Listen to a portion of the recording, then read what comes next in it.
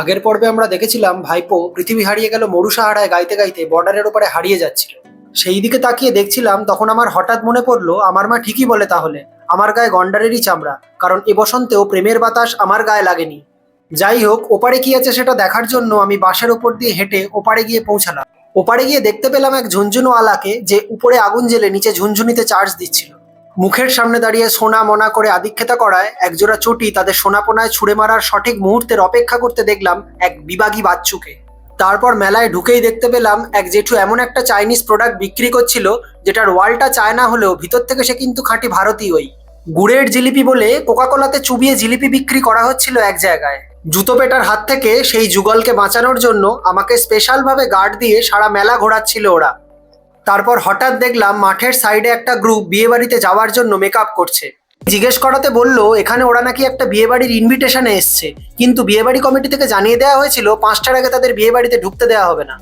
বিয়ে বাড়িতে খাসির মাংসের সাপ্লাই নিয়ে সন্দেহ হওয়ায় প্রোডাকশন ম্যানেজারকে দেখলাম নীল প্লাস্টিকের মধ্যে একটা গোটা খাসি নিয়ে বিয়ে বাড়ির দিকে যেতে। তার পিছন পিছন যাচ্ছিল ক্ষুধার্ত জুনিয়র আর্টিস্টরা। শহরের হিলের জুতো এবং এই ব্রিজের কাঠের ফুটো ঠিকঠাক অ্যাডজাস্ট না হওয়ায় অনেক কষ্ট করে সেতু পার হতে দেখা গেল নিমকি এবং জোনাকিকে। হিল পরে চিল করার বদলে পায়ে খিল ধরে যাওয়ায় মাখা সন্দেশের মতো মুখ করতে দেখা গেল শহরের নিমকিকে। রমজান মাসে ডিরেক্ট মেয়ে দেখতে নেই বলে ভিডিও কল করে দূর থেকে নিজে দেখছিল এবং বন্ধুদের মেয়ে দেখাচ্ছিল দাদার সেই নিদবর। তারপর প্রোডাকশন ম্যানেজার আমাকে বলল, দাঁড়াও দাদা, আসল শোস্টপার তো এইবার আসছে। তারপরেই দেখতে পেলাম স্বয়ং রাজমাতাকে নিজের মাহেশমতি সাম্রাজ্য ছেড়ে এক ব্যাগ ফিশ ফ্রাই নিয়ে আমাদের মধ্যে এসে উপস্থিত হয়েছিলেন।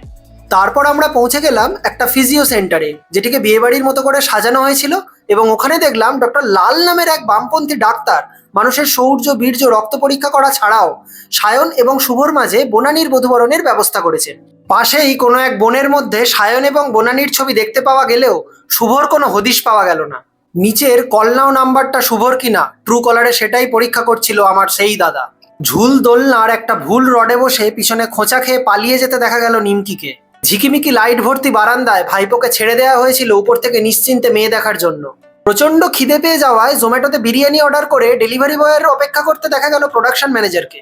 ব্যাংকে ব্যালেন্স না থাকায় ফোনেই মটনের ছবি বার করে জিপ বার করে ফিল নিতে দেখা গেল সেই কলকাতার দাদাকে। বড়বউ হারিয়ে যাওয়ায় ফাঁকা সিংহাসনেরই কিছু পোর্ট্রেট শ্যুট করতে দেখা গেল ফটোগ্রাফার ভাইদের।